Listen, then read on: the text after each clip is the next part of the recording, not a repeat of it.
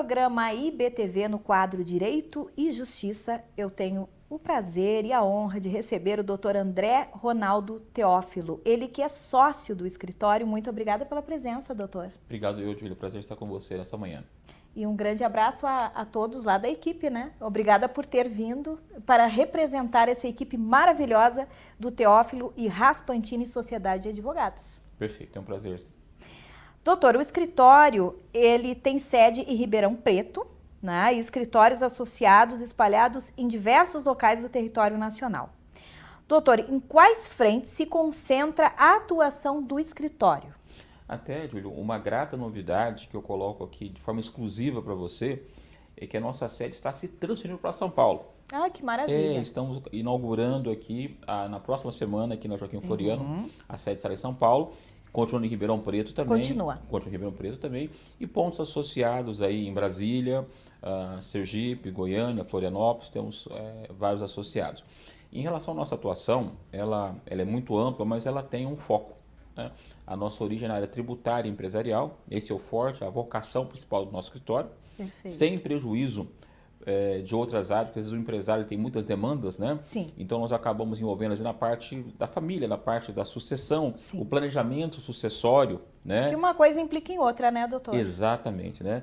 Dizem que a morte é um fato certo com data incerta, então planejar o futuro, né, daquilo que foi angariado com tanto esforço é muito importante. Essa é a importância do direito preventivo, né, doutor? Sim.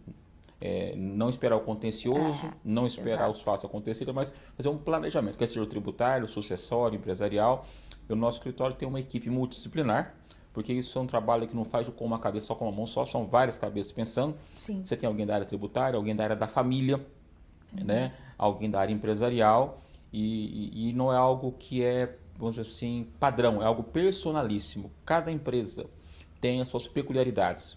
Correto. E aí é uma empresa familiar, é uma empresa que já está profissionalizada, tem uma governança corporativa ou não, são fatos que são determinantes para fazer um planejamento seguro que evite litígios a longo prazo.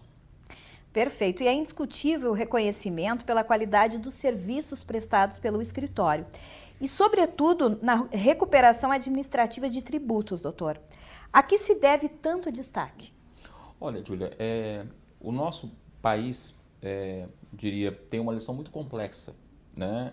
Então são normas e normas que qualquer profissional, por mais dedicado que seja, por vezes não consegue observar todas as oportunidades que existem na legislação. E o nosso diferencial se dá por um motivo muito específico, né? Porque nós também temos assim no quadro vários contadores, né? A minha formação inicial, antes de advogar, eu fui da área contábil também, depois que eu migrei, trabalhei numa grande multinacional aqui do Brasil, muitos anos, e depois migrei para a parte do direito. Então, para você poder atuar na área tributária, são como ciências correlatas. Não tem como você ser um tributarista se você não tiver um conhecimento contábil adequado. Muitas vezes você vai fazer uma defesa de um imposto de renda, um cliente que foi autuado, mas se você nunca apurou o imposto de renda e você só viu na teoria, você fica um pouco refém. Correto.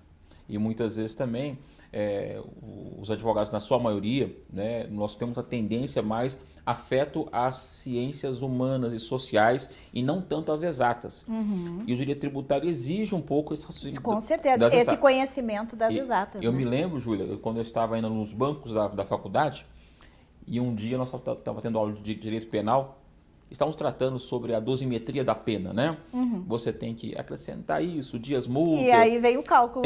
Aí um aluno falou assim, mas professor, doutor, era um juiz, né? Promotor, professor, ele brincou, né? Se eu quisesse fazer conta, eu não faria direito, eu faria outro curso, né?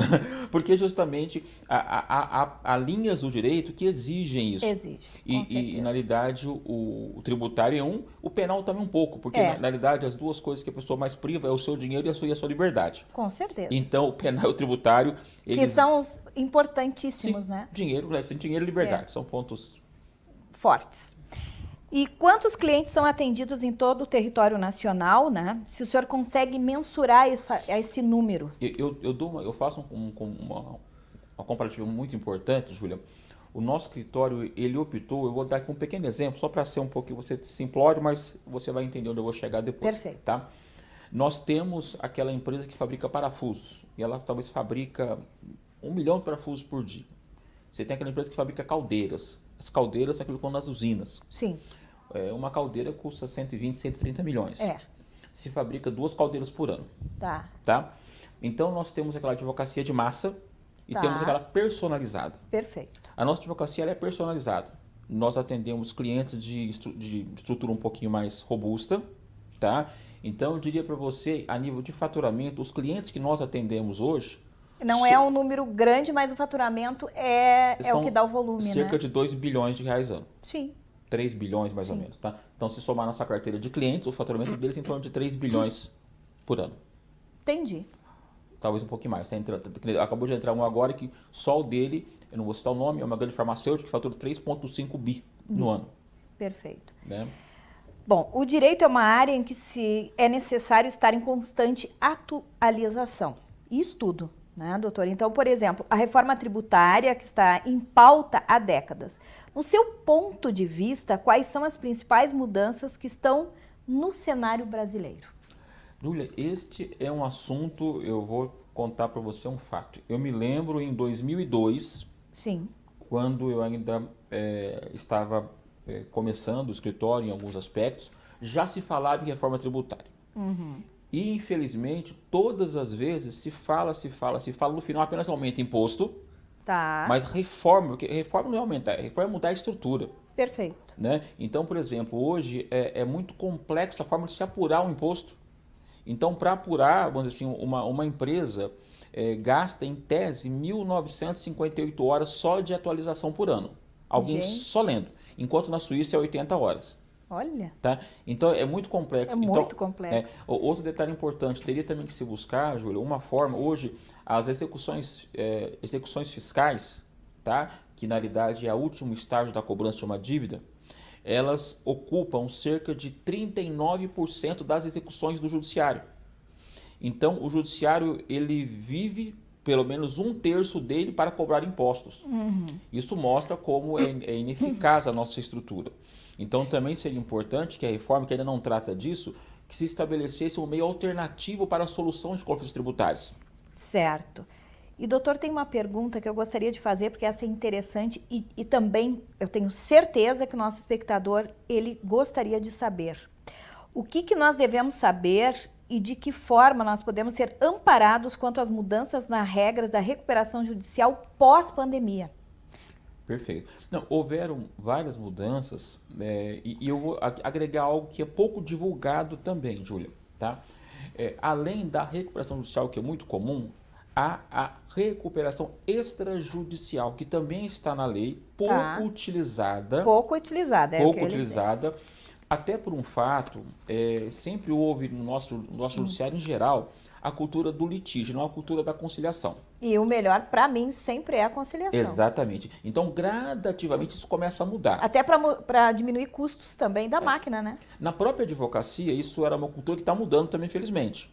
Tá? Isso é cultural e tem várias raízes que daria uma outra discussão que eu não vou aprofundar agora, mas focando na sua pergunta especificamente, então, sim, abriu-se até espaço para que alguns planos que foram feitos antes da pandemia pudessem ser refeitos, revisados. Com certeza. Porque, evidentemente, criou-se um novo cenário, né? Então os planos puderam ser rediscutidos.